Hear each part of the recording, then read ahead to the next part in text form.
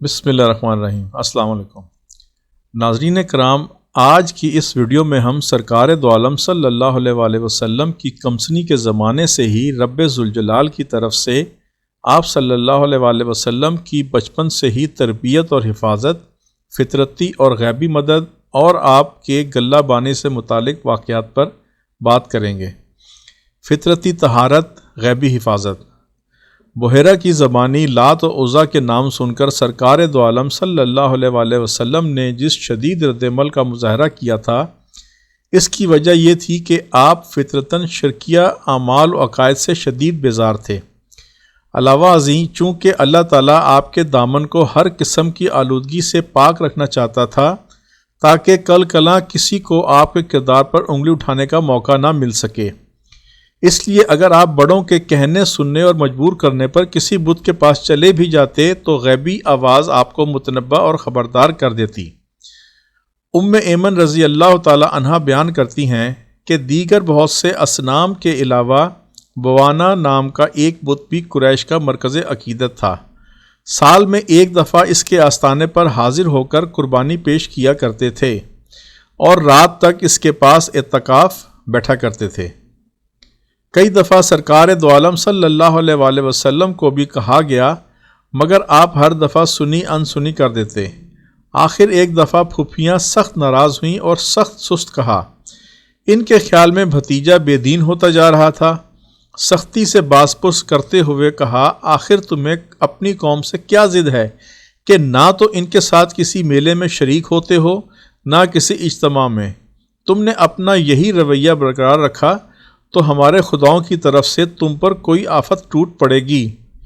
چچا اور پھوپھیوں کو یوں ناراض ہوتے دیکھ کر سرکار دو عالم صلی اللہ علیہ وآلہ وسلم بادل نخواستہ اپنے چچا کے ساتھ جانے کے لیے تیار ہو گئے۔ جانے کو تو چلے گئے مگر جلد ہی لرزتے اور کانپتے واپس آ گئے۔ آپ کی یہ حالت دیکھ کر پھوپھیاں خوفزدہ ہو گئیں اور آپ سے پوچھنے لگیں، کیوں اتنے دہشت زدہ ہو رہے ہو؟ شاید مجھ پر کسی آسیب وغیرہ کا سایہ ہو گیا ہے۔ آپ الجھن آمیز لہجے میں بولے، نہیں نہیں۔ سب نے کہا، تم پر آسیب کا اثر کس طرح ہو سکتا ہے؟ تم تو بہت اچھے انسان ہو، یہ شبہ تمہیں کیوں کر ہوا؟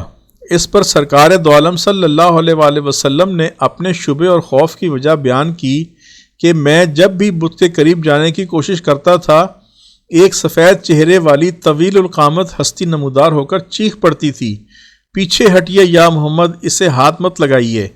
اس روایت کی راوی ایمن رضی اللہ تعالی عنہ فرماتی ہیں کہ اس واقعے کے بعد سرکار دو عالم صلی اللہ علیہ وآلہ وسلم نے کبھی کسی مشرکانہ تقریب میں شرکت نہیں کی۔ گانے کی محفل۔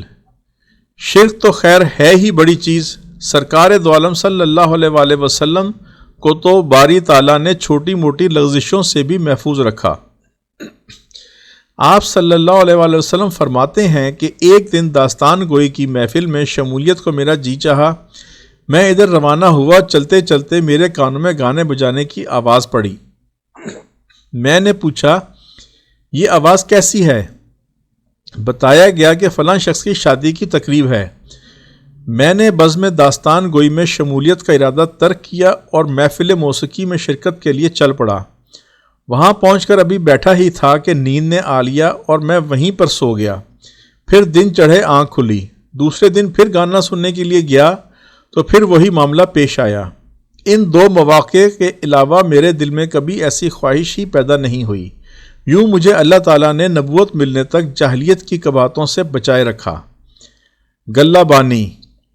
سرکار دو عالم صلی اللہ علیہ وآلہ وسلم مائی حلیمہ کے پاس تھے تو رضائی بھائیوں کے ساتھ بکریاں چرانے جایا کرتے تھے۔ پھر جب آپ تقریباً 12 برس کے ہوئے تو اس وقت مکہ مکرمہ میں بکریاں چرایا کرتے تھے۔